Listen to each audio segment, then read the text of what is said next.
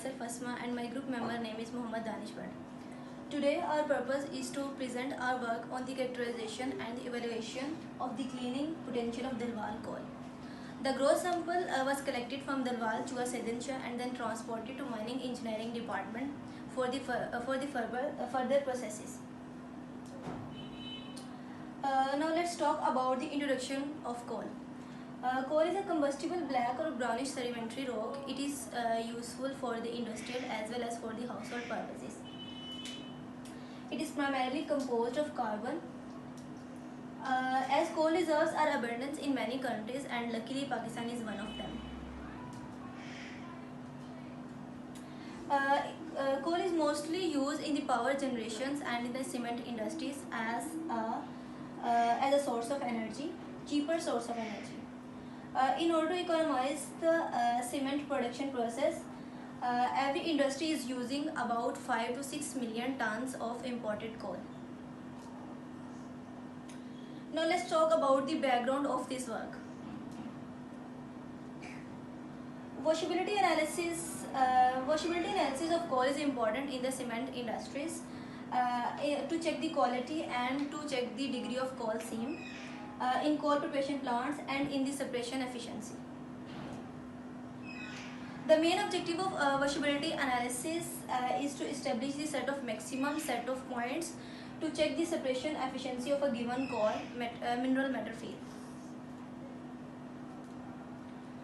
Now the procedure of washability analysis, the ash percentage of the product and the yield product are plotted on the cumulative yield axis, and then the washability curve is plotted. The curve is then extended from lowest yield point to the highest yield point. This data will check the efficiency of the separators in the processing plants.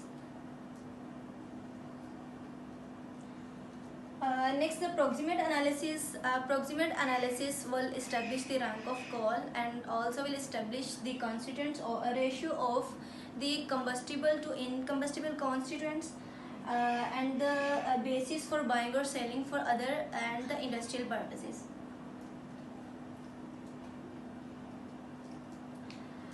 Proximate analysis will cover the moisture in coal, volatile matter, ash, and last one is the fixed carbon. Moisture in coal present in various forms, surface or free moisture which is present on the surface of the coal, and the inherent moisture, it is the moisture that holds through the capillary actions of the pores of the coal, and the decomposition of the moisture in the thermal decomposition in which the coal is heated at the high temperature in the absence of air, and last one is the mineral moisture. Now let's talk about the ash. As we all know that ash is the residue remaining after the combustion of coal, which is heated at the high temperature. It is derived from inorganic complexes present in the original coal. Therefore, the result of the determination is ash, not the ash content, because coal does not contain any ash. It is commonly used as the indication of grade or quality of the coal. Next is volatile matter. Volatile matter refers to the thermal decomposition which is heated at high temperature in the absence of air. It mainly consists of combustible gases like carbon monoxide, hydrogen, hydrocarbons, tar and ammonia, and also the incombustible gases like carbon dioxide and steam. It may be used to establish the rank of coal or to check the quality of the coal, which provide basis for purchasing and selling. It is also used to establish the burning characteristics or to check how easily to burn the coal. It is determined by the weight loss. When coal is heated at high temperature, then the coal is weighted, which will tell us about the volatile matter. The next is methodology behind this work. Sample preparation, total weight of the sample was 39,600 grams, which was collected from the Dilwal Chua Sedenshaw. This total sample was prepared and then passed through the roll crushers to minimize the particle size 2 millimeter, because before the particle size was 28 millimeter. After crushing the total sample, the sample was then referred and 3 parts were saved and 1 were used for further processes.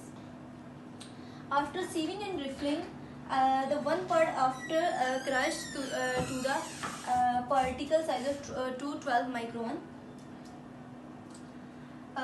By using the rotary sampler, analytical samples were prepared.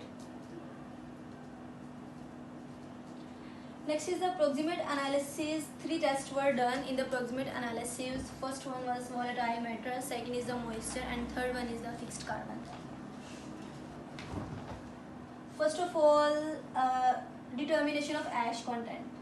ASTM D317 for used to percentage of ash content.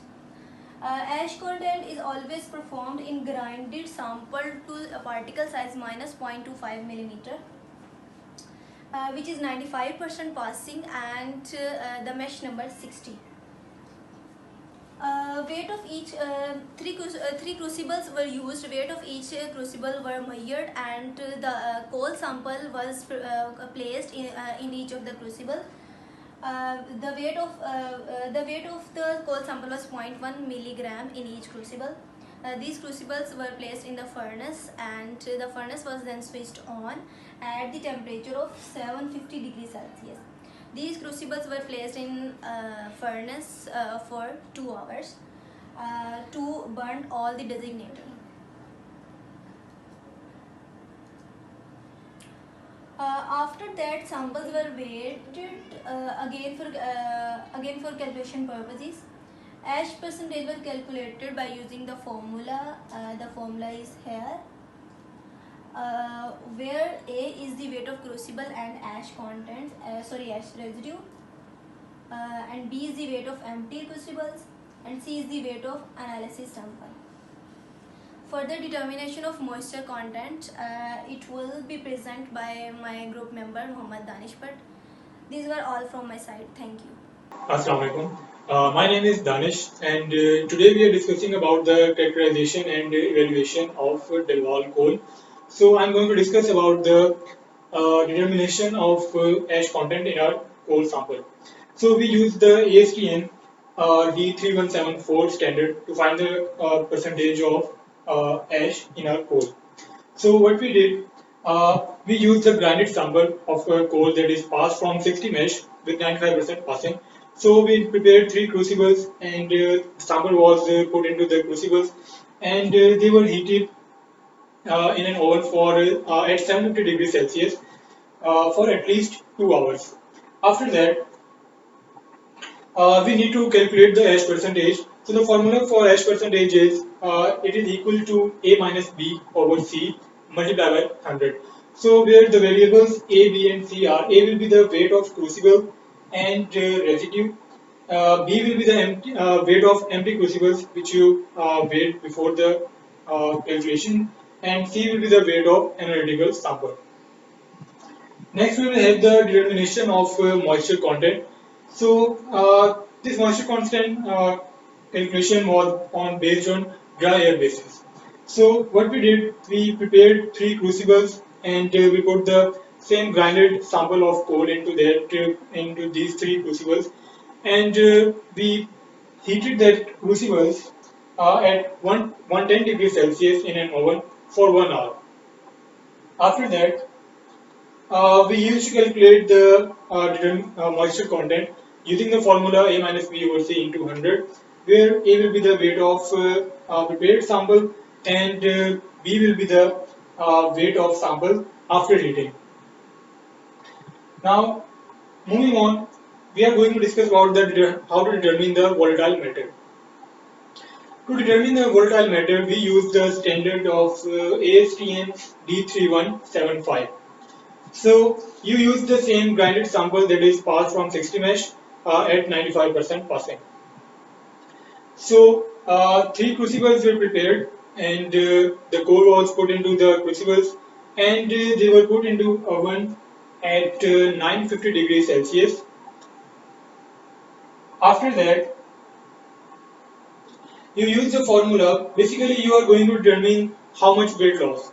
So the percentage will be obtained by using the formula A minus B over A into 100, where A will be the weight of sample and B will be the weight of sample after heating.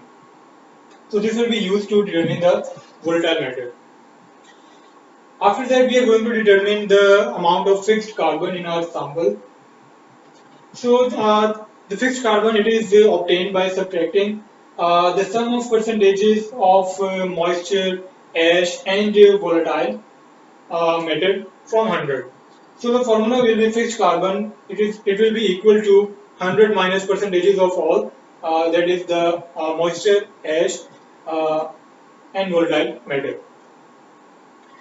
So next will be the determination of total sulfur. Total sulfur is important because the industrialists they want to know how much sulfur you have in your coal before they buy from you.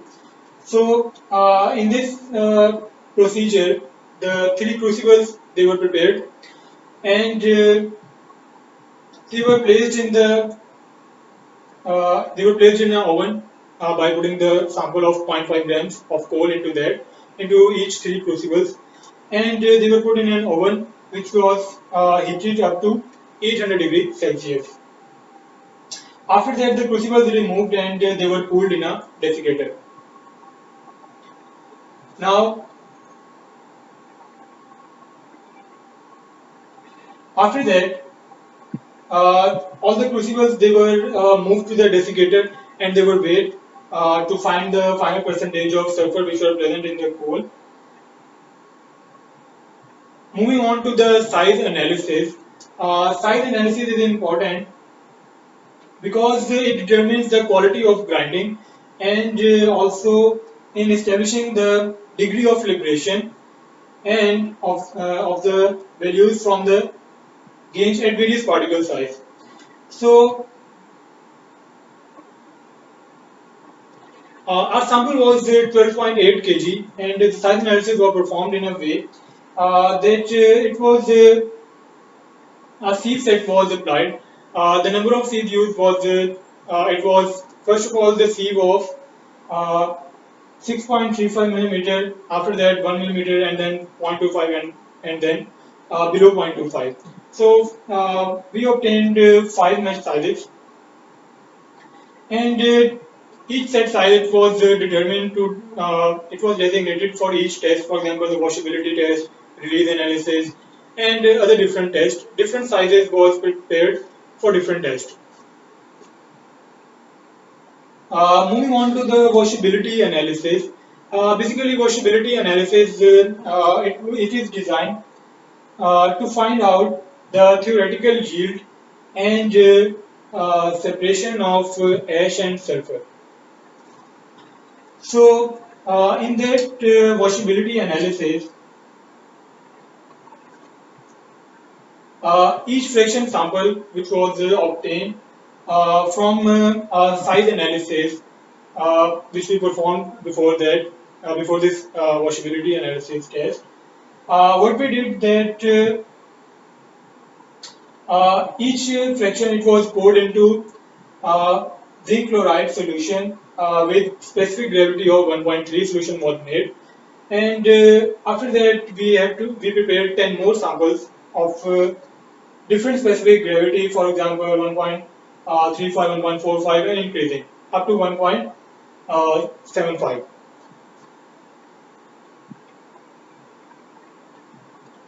Next is the release analysis. Uh, Release analysis is basically performed to assess the cleaning potential of coal, and it is done by flotation release analysis. Basically, flotation analysis or release analysis is used, and it is basically based on surface properties of the coal, and the instrument used for the flotation purposes is the Denver laboratory flotation cell. It is used in the release analysis. Uh, the collector and frother, these are the reagents which are normally required in release analysis. So the sample for the this release analysis will be, what we did that the sample was taken from the size analysis. It was poured into, after mixing it properly, the water, it was taken in a 2.5 liter tank, and the sample was poured into that. After that, the machine was switched, and we had to put the coal sample mixed with water into that Denver flotation cell, and it was mixed with water for 5 minutes at about 1200 rpm. So after that, we have to add 0.12 ml of kerosene oil, and kerosene oil acts as a collector. So after that, 3 minutes was given for the conditioning, and after that, 0.15 ml of MIBC, it was added. MIBC acts as a frother. After 20 seconds, the air valves, they were opened so that the froth can be generated. And after that, after opening the air valve, it was turned on, and the froth was obtained in a tray.